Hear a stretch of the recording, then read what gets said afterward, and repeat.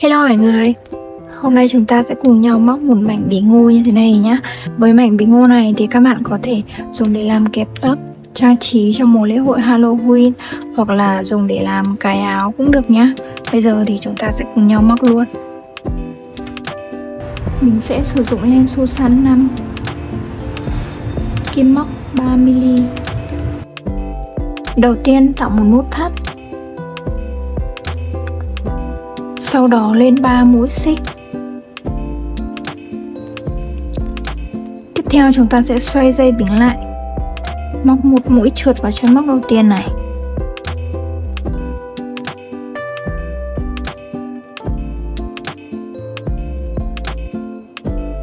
Tiếp theo lên 2 mũi xích. Sau đó chúng ta sẽ móc vào trong cái vòng tròn này. Đây. Các bạn móc 12 mũi kép.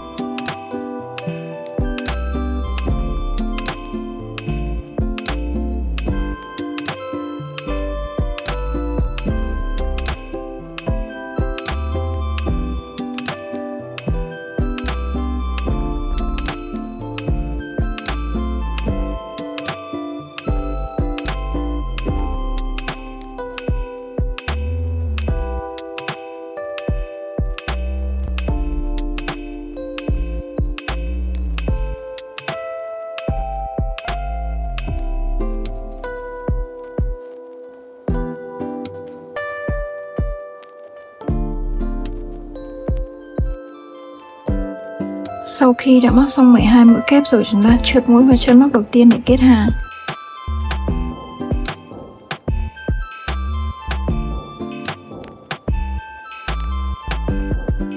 Tiếp tục lên 2 mũi xích. Ở hàng số 2 móc 12 mũi kép tăng, tức là mỗi chân móc sẽ là 2 mũi kép.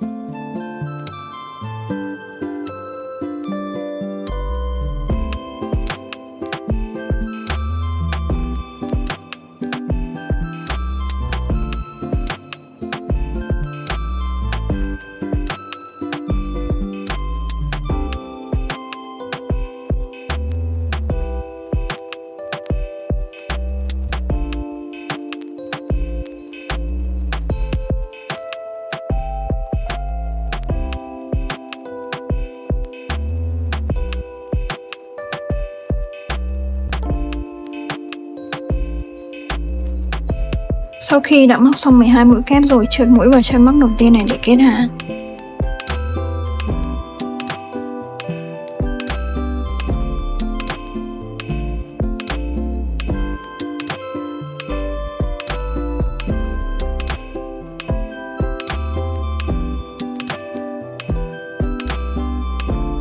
theo chúng ta sẽ bỏ qua 2 chân móc, 1 này, 2 rồi. Bắt đầu móc vào chân móc thứ 3 này, 5 mũi kép. Chúng ta sẽ móc 5 mũi kép chung một chân móc nhé.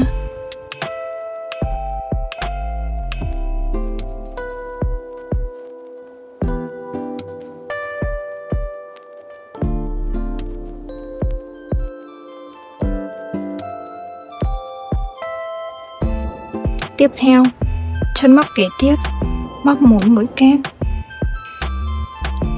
Chân móc tiếp theo, móc 1 mũi kép tăng, tức là 2 mũi kép chung một chân móc.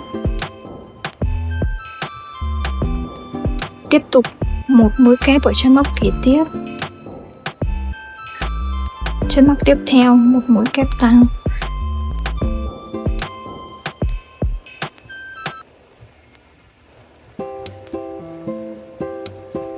Tiếp tục chân móc kế tiếp các bạn móc 1 mũi nửa kép, sau đó là 1 mũi đơn chung chân móc.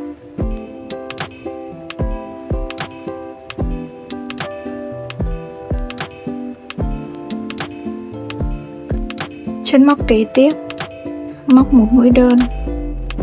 Tiếp tục móc 2 mũi trượt vào 2 chân móc kế tiếp.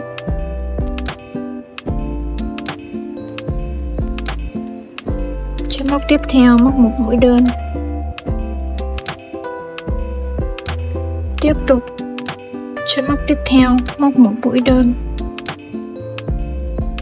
Sau đó móc 1 mũi nửa kép chung chân móc. Tiếp tục móc 1 mũi kép tăng.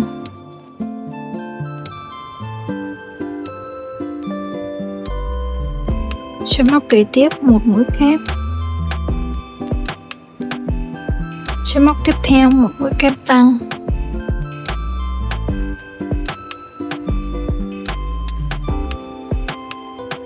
Chân móc kế tiếp 1 mũi kép. Tiếp tục là 5 mũi kép trùng chân móc.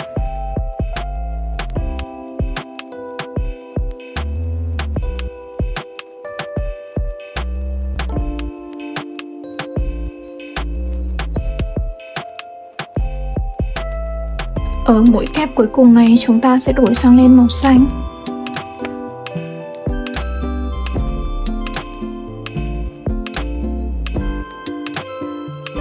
Sau đó chúng ta sẽ bỏ qua 2 chân móc, 1, 2, móc 1 mũi trượt vào chân móc thứ 3 này.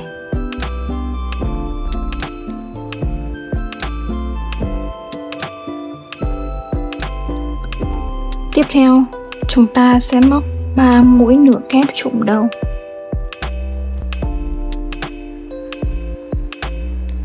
Một này, 2,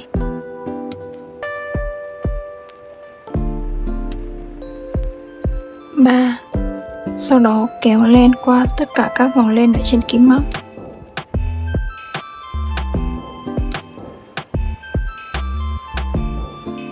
Tiếp tục lên 5 mũi xích. 1, 2, 3, 4, 5. Bỏ qua chân móc đầu tiên này. Bắt đầu móc vào chân móc thứ 2. 1 mũi trượt.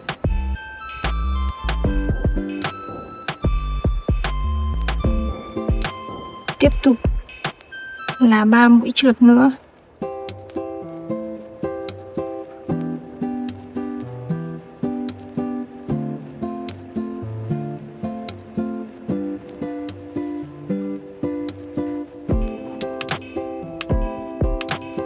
Sau đó chúng ta sẽ cắt len.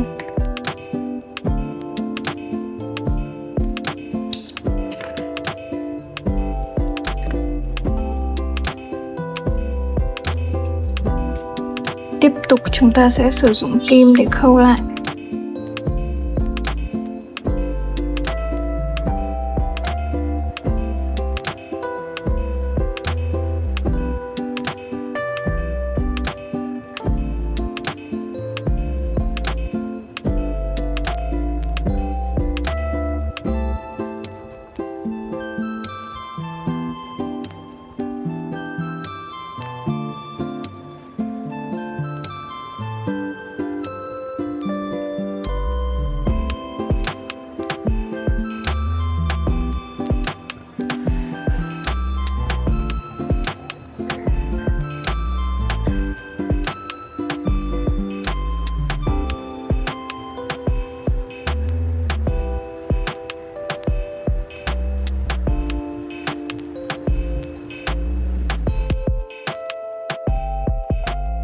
cuối cùng cắt len.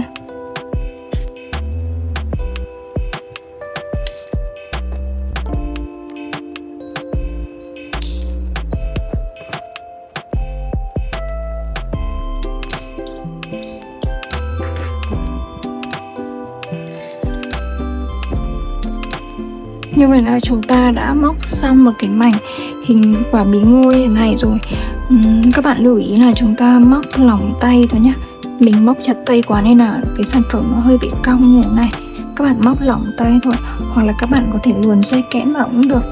Ở bên này mình móc lỏng tay cho nên nó rất là phẳng, còn ở bên này mình móc hơi chặt tay nên là nó hơi bị cong. Tiếp theo các bạn có thể sử dụng chỉ đen để chúng ta trang trí cái phần mắt và phần miệng, hoặc các bạn có thể dùng vải dạ để chúng ta cắt rồi dán vào cũng được.